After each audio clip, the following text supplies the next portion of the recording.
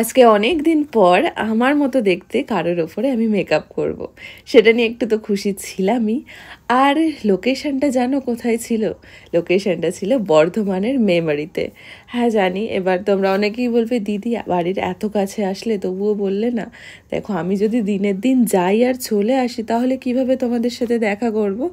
তো চলো, এই যে লোকেশনে চলে এসেছি আর ওয়েট করছি আমার আজকে যার উপরে মেকআপ করব তার জন্য। দিদির ছিল ছেলের অন্নপ্রাশন, একদম এলাহি আয়োজন, আর তার উপর নাকি অনেক বছর আগে বিয়ে হওয়ার জন্য একদম মনের মতো সাজ সেই সময়টা হয়নি। ব্যাস বুক করে ফেললো আমাকে, আর আমিও তার মনের ইচ্ছেটাকে পূরণ করার জন্য চলে আসলাম বর্ধমানের মেমারিতে। যদিও বর্ধমানের নানান রকম জায়গায় এর আগে আমি গেছি, তবে মেমারি এটা আমার প্রথমবার ছিল। মেমারি থেকে বা বর্ধমান থেকে কারা দেখছো অবশ্যই জানিও।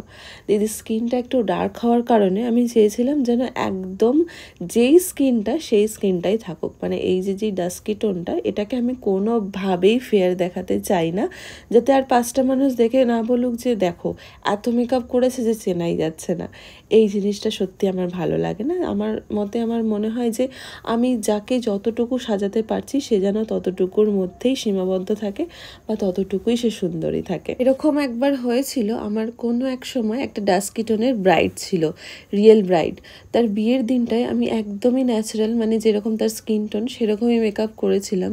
কিন্তু বউ ভাতের দিন আমি যখন তাকে সাজাতে যাই, তার বাড়ির যারা শ্বশুরবাড়ির আত্মীয় স্বজন ছিল তারা সবাই বলেছিল আমাদের বউকে বা বৌমাকে একদম ফর্সা বানিয়ে দাও।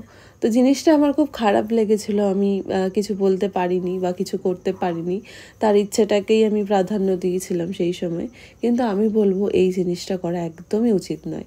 নিজের স্কিন টোনকে নিয়ে খুশি থাকো, হ্যাপি থাকো, কনফিডেন্ট থাকো, ব্যাস আর কি চাই। কালো হওয়া তো কোনো দোষের নয় যে তাকে এইভাবে দেখতে হবে। শরীরে মেলানিন বেশি থাকলে শুধুমাত্র গায়ের রঙটা কালো হয়, মনটা কালো না থাকলেই হবে। তো চলো, আমার কিন্তু এই যে দিদির সুনান্যা, যত সম্ভব দিদির নাম, তো মোটামুটি মেকআপ হয়ে গেছে। এবার ব্লাশার, কন্ট্রোল আর যেগুলো বাকি থাকে আর কি।